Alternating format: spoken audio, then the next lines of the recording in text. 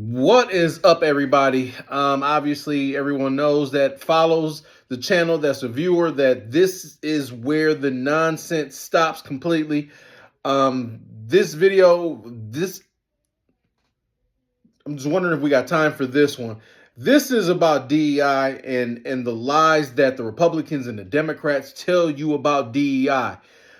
First and foremost, according to Google and other venues or other fact holders, DEI is most utilized by white women and Asian people. That is easily found on the internet. But the face of DEI is one that looks like mine.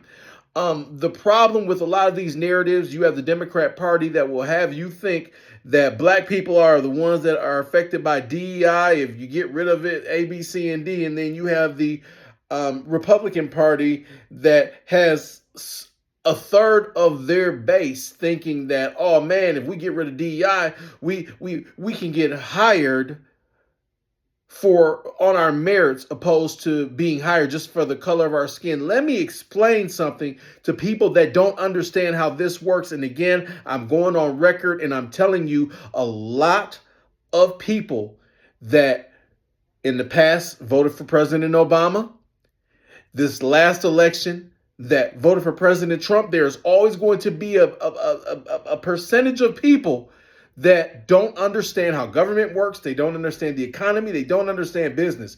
It is not a knock. It's not saying you're stupid. I guess in a way you could take it as I'm saying you're stupid. But I'm just saying, far as in regard to politics, you do not understand what's going on. Nobody that pays the taxes, nobody that takes the financial risks, no one that takes the even in some cases the health risk because they're working 18 hours a day to start their business, fund their business, to make it successful is going to hire anyone because the government tells you that you need to hire somebody, quote unquote, by the color of their skin. No one does that, and no one's going to do it. If that was the case, then how come in a lot more of these corporate companies, we don't see more people of color that are in executive positions? Because last time I checked, and even 20 years ago almost when I was in banking, I didn't see any real black managers there. I was one of the few black people there, and they've been had affirmative action. So we have to really stop these narratives because, quite frankly, they're making this as they go along. You think that President Trump and other politicians are just I guess the Democrats get the attack for the victimization thing, right? But that's what the Republicans are doing too. Because look at Trump supporters saying, oh yeah, they got rid of DEI, so now people can actually get hired on their merit. Tell that to the white women that are going to be affected by that, because people that look like me are going to do good or we're going to do bad. Either way, the narratives are so false. And another thing that they do on the internet is you can see you have people, they use people that have a certain amount of followers, right? There's this lady that I've known for years via my business partner, God bless his soul, Paris Procopis, brother from another mother too. Her name is Pam. And Pam spews everything the right wing says, right? And that's who they find. They find these people that want to align with them, that look like me, so they can say, look, that black person supports this, so it must be right. The thing is, though, at the end of the day, you have to really understand why these programs were started initially.